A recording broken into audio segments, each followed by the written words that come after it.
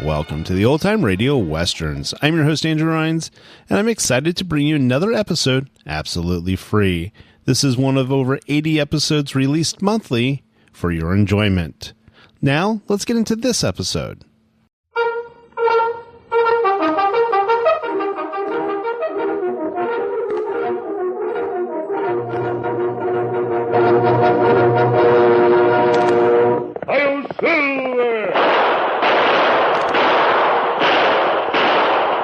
Fiery horse with the speed of light, a cloud of dust, and a hearty Hi-Yo Silver, the Lone Ranger.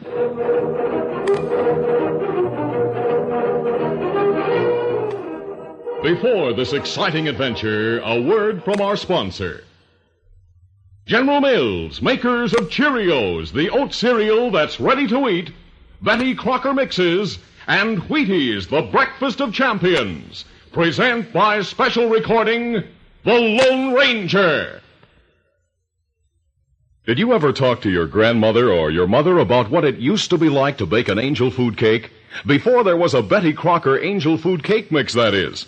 Well, they used to have to take 13 eggs and separate the whites from the yolks. Can you imagine all that bother? Over a dozen eggs. Angel food cakes took hours then, and I guess that's why they only baked them for very, very special occasions. But now, you can have big, delicious angel food cakes all the time. It's so easy when Mom uses Betty Crocker Angel Food Cake Mix. That's the mix with the whites of 13 farm-fresh eggs right in the package.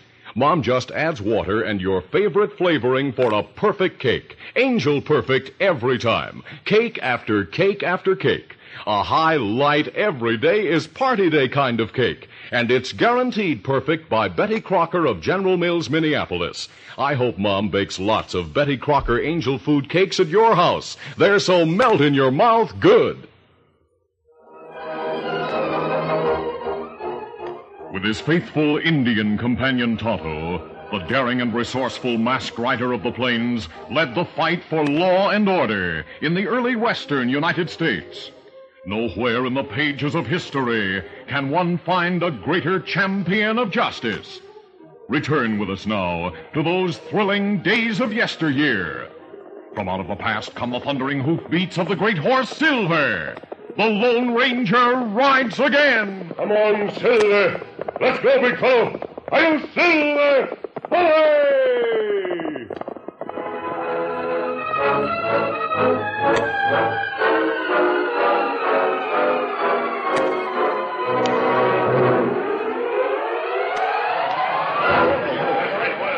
The courtroom was crowded, and a low murmur ran through it as Jonathan Steele rose to his feet and faced the judge. Your Honor, I represent Rex Bradford, the deceased's only brother. Now, it's our contention that the terms of this will prove that the late Robert Bradford was of unsound mind when he made it. We ask that the court declare the will invalid, and that the estate be awarded to my client as Robert Bradford's only legal heir. The court intends to investigate the validity of the will. Are the witnesses present? Yes. Here they are, Your Honor. Arthur Judson. Here, Your Honor. You swear to tell the truth, the whole truth, and nothing but the truth, so help you God? I do. You knew the late Robert Bradford? Yes, sir. We were friends and neighbors for nearly 10 years. I own the spread just below his on Crystal Creek. Do you remember witnessing his will? I do. When I got to his ranch that day, he was sitting at the window looking out at the creek. He had the will folded up in his left hand. He told me to sit down. Worried about what Rex will do if he gets his hands on this ranch. I guess there's no doubt about what he'll do. He's talked about it enough. He'll dam Crystal Creek and make us pay so much for water rights that we'll have to sell out to him. Yes. Even if he is my brother, I must admit that he's greedy and unscrupulous. I'd like to be sure that he doesn't get the ranch. But you've got nobody else to leave it to, have you? Yes, I have. And I've made a will.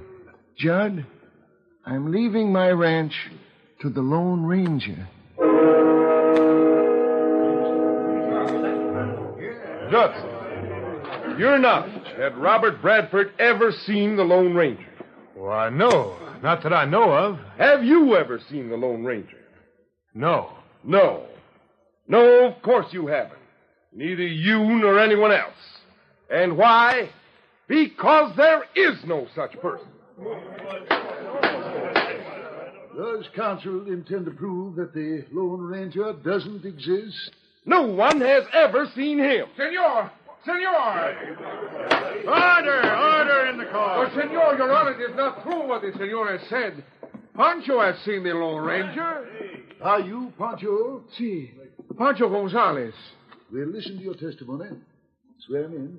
You swear to tell the truth, the whole truth, and nothing but the truth, so help you God? Si. Take the chair.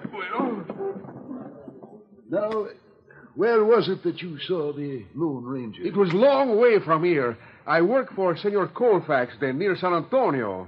How did it happen? I tell you. One night I walked from the town. I feel so bad I sit down beside the trail and put my head in my hands. All of a sudden I hear horses. I look up and see a big white horse and a paint. Caramba, it is a masked man who rides the white horse. Oh, Silver. Oh, easy, silly big fella. The masked man. Now, don't be afraid. I'm not an outlaw.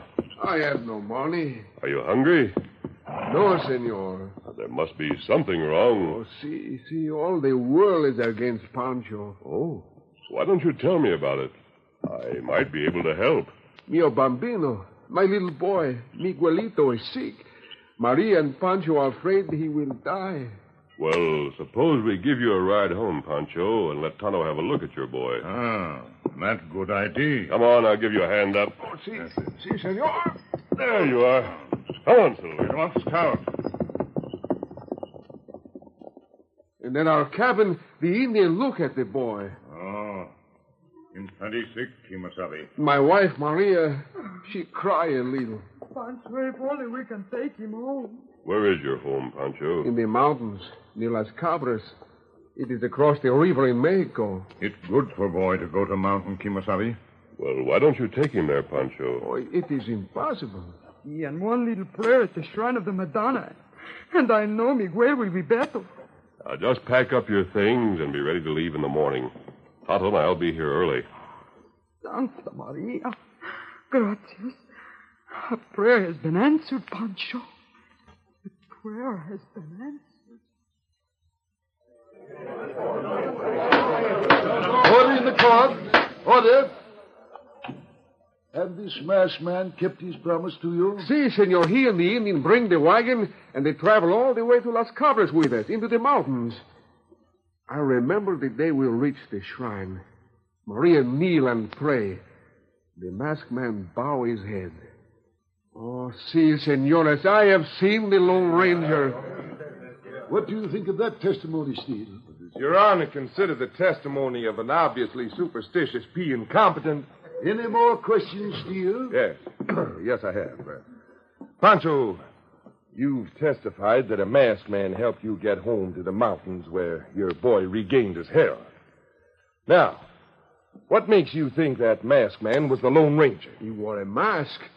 His horse was called Silver. His friend's name was Tonto. Uh-huh. Did he ever tell you he was the Lone Ranger? No. That's all. If Pancho does not say his name is Pancho, he's still Pancho. You've answered the question. That's enough. That is all, Pancho.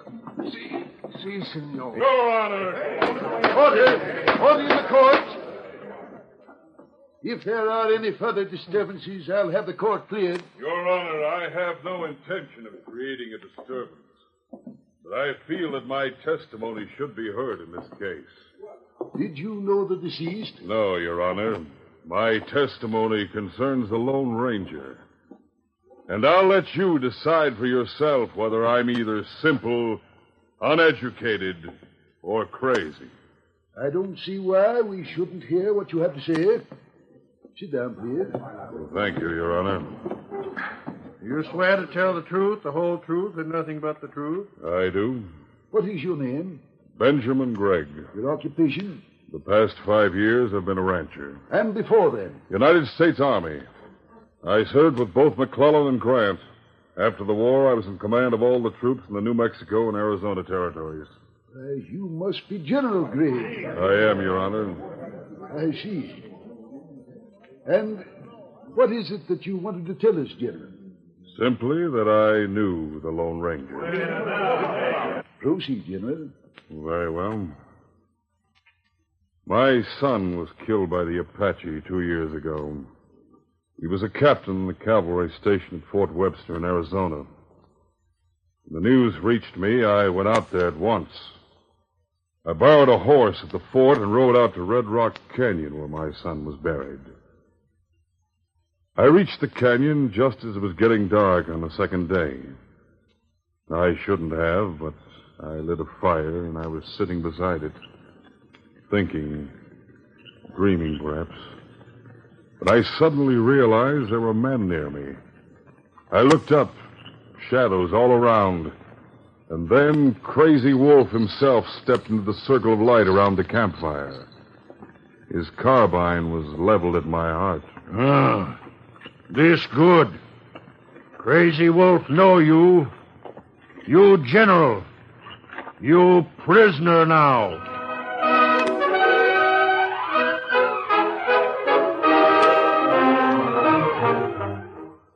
We'll continue our Lone Ranger adventure in just a moment. Diving Doris is 13, and she is a diving queen. She can do a flip because she knows she's got go power from Cheerios. Yes, she's got go power. There she goes. She's feeling her Cheerios. Cheerios. That's a mighty good idea for you. Just make sure you eat a big bowl of Cheerios and milk every breakfast, and you'll get Go Power, too. Because a Cheerios breakfast is loaded with proteins, vitamins, and minerals. The very things that help build healthy bodies, strong bones, good red blood, and muscles.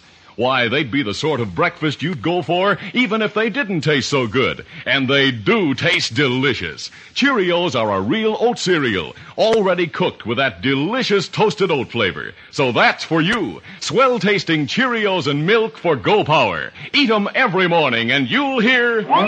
She's feeling her Cheerios.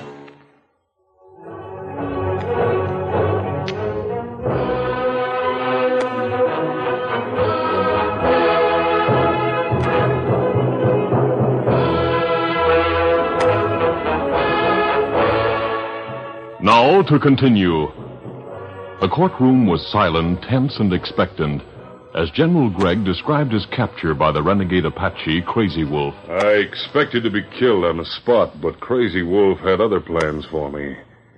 I was taken to his camp high in the hills. I was bound hand and foot and thrown into a teepee. I lay there all during the next day. That night, there was a war dance. Finally, most of the Indians rode out of camp. There was a guard sitting in front of the teepee. He was drunk, and it wasn't long before he fell asleep. Camp was quiet. Then I heard a sound at the rear of the tent. It was a knife slitting the deerskin. 2 men crawled in through the opening. They crawled past me and onto my guard, and then... All right, Tonto. Drag him inside. Now, that's far enough. Bind him and gag him. Time to do that. I'll have you free in a minute, General. Who are you? A friend. Are you wearing a mask? Yes. All set, Tonto? Lead the way. I'll follow with the General.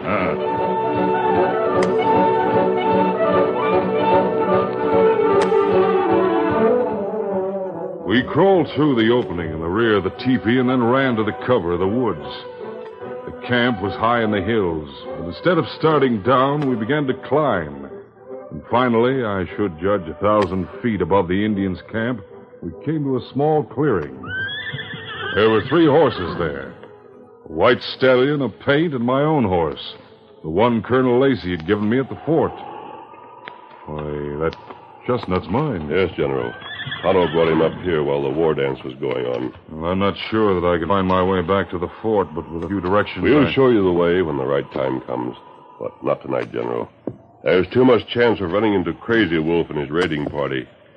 Now, we'll wait here until tomorrow night.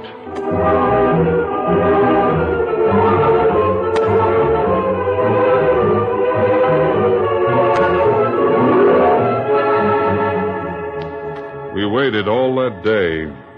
But as soon as it was dark, we started down the wooded mountainside. Come on, Silver. I'm sorry. We passed the Indian encampment safely, and finally we reached the valley.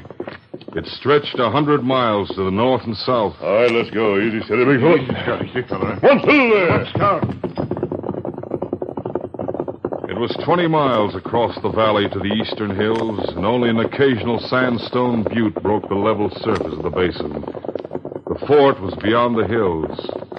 There was a full moon, but we saw no Indians, not until we had nearly reached the far side of the valley. Then we saw them heading straight for us out of a wooded draw. I heard shots. Something hit me, and that's all I remember.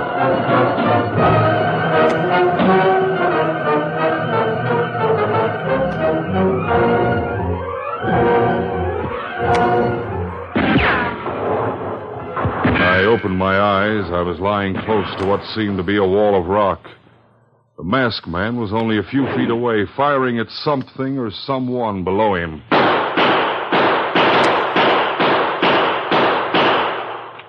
That takes care of them for a while. Where are we? On top of one of the buttes. The one we just passed when the Indians saw us. But how could we climb to the top? Look, the west slope's crumbled away. I carried you up here while Tonto held them off. As good as a fort. What about Tonto? I opened fire as soon as I got up here. He got away with the horses. He'll bring us help from the fort. That's a long way. Yes. Are we surrounded? Now we are. But all we have to do is keep them from climbing up here. What's that? More Indians, a lot of them. I think they've brought Crazy Wolf. I must have been unconscious for a long time. Nearly morning. How about ammunition? Enough for this charge.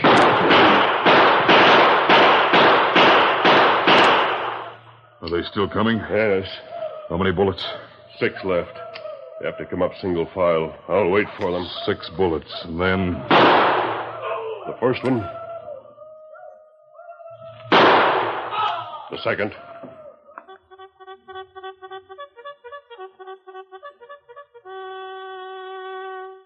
Did I really hear that? The bugle. Yes, you did. Can you see anything? No, Yes, General. The cavalry. There's Tonto riding at the head of the column.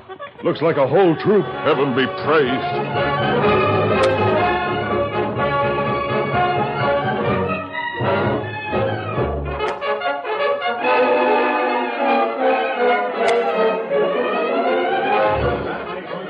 And that was the end of Crazy Wolf's uprising, Your Honor. That was how I happened to meet the Lone Ranger. I sincerely hope that applause was not meant for me. General, did the scout who rescued you from Crazy Wolf ever tell you he was the Lone Ranger? Well, no, he didn't. That's all I wanted to know. That's all that's relevant to this case. The court will decide the relevance of the General's testimony, Counsel. Yes, Your Honor. But I must plead that no evidence has been introduced which establishes in any way that there actually is such a person as the Lone Ranger. My contention is that there is not. I ask you to declare Robert Bradford's will invalid. You'll have my decision tomorrow. Court is adjourned. The judge had his supper at the hotel that night and then walked through the quiet back streets of the town to the little white cottage where he lived alone. When he reached it, he settled himself behind his desk and studied Robert Bradford's will. He studied it for a long time. Then his head nodded. He leaned back in his chair, and in another moment he was asleep. As he slept, he dreamed. He was with Pancho crossing the Rio Grande and driving on toward the mountains of Las Cabras. He was with the general in Crazy Wolf's camp and on the high butte in the valley. And then clearly he heard a voice. In the name of justice, Your Honor. Slowly, he returned to consciousness. He opened his eyes. Was the door of the cottage open? Was there a shadowy figure standing in the doorway? Was the door closing now? A horse outside, and then... Am I still dreaming? And then the judge saw something shining on his desk. Something made of silver. He leaned forward and picked it up. In the name of justice.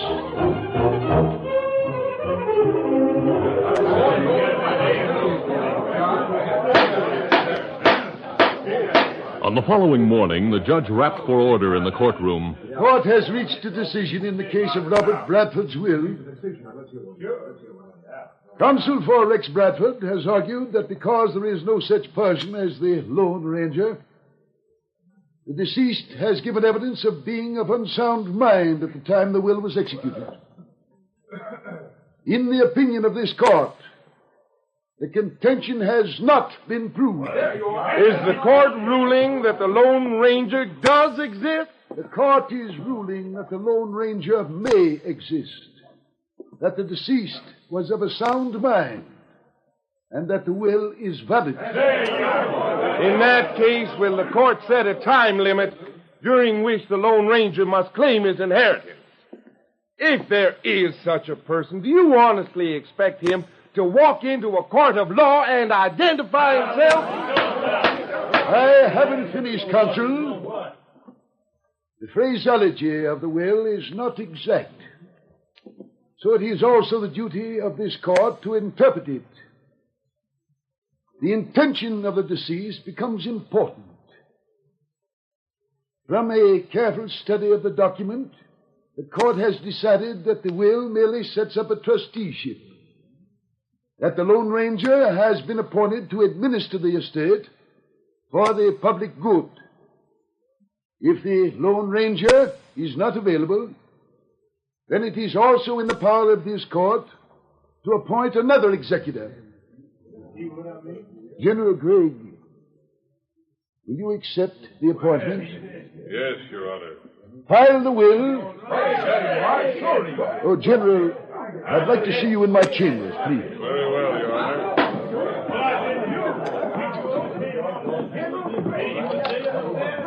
After you, General. Thank you. Your Honor, I'm a little disappointed. Why?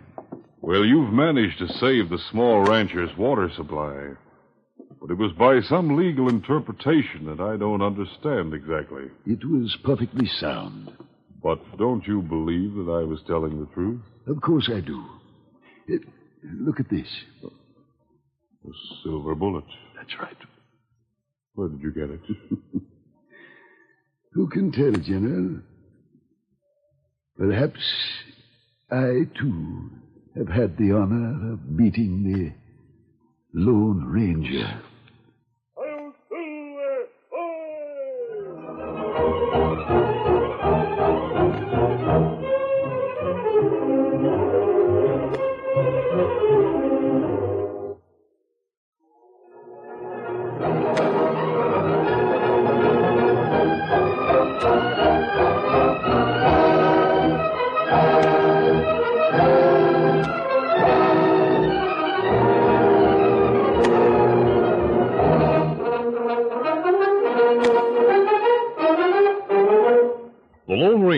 A copyrighted feature of the Lone Ranger Incorporated, is produced by Trendle Campbell Muir Incorporated. The part of the Lone Ranger is played by Brace Beamer. Your announcer, Fred Foy.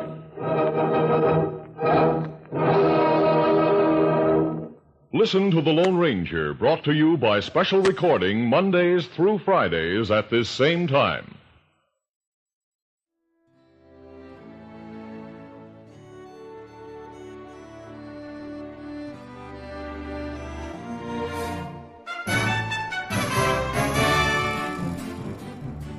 This has been a presentation of OTRWesterns.com, and we hope you enjoyed. Please take some time to like and rate this episode within your favorite podcast application. Follow us on Facebook by going to OTRWesterns.com/Facebook, and subscribe to our YouTube channel by going to OTRWesterns.com/YouTube. Become one of our ranch hands and unlock some exclusive content. We want to thank the following ranch hand, Steve, who joined us recently. You too can join by going to OTRWesterns.com/donate. Send us an email, podcast@OTRWesterns.com, and you can call and leave us a voicemail, 707-986-8739. This episode is copyright under the attribution, non-commercial, share-alike copyright. For more information, go to OTRWesterns.com/copyright. Have a great day, and thanks for listening.